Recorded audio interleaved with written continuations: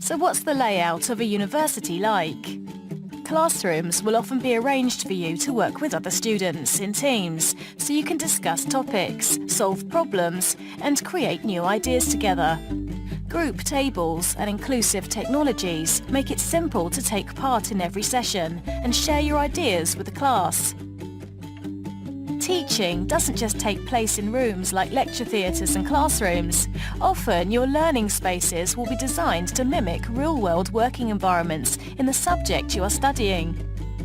You'll find plenty of social learning spaces designed for you to meet and collaborate with other students outside of class.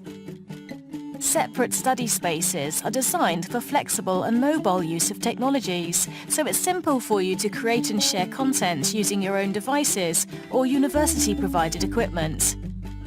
You'll even get unlimited free Wi-Fi and charging ports, so you don't run out of juice. We know it's not just your devices that you'll need to recharge, so you'll always find cafes and refreshments close to study areas, and there'll be help and support nearby if you need it. Above all, the university campus will be packed with comfortable and inclusive spaces, which inspire and motivate you to learn.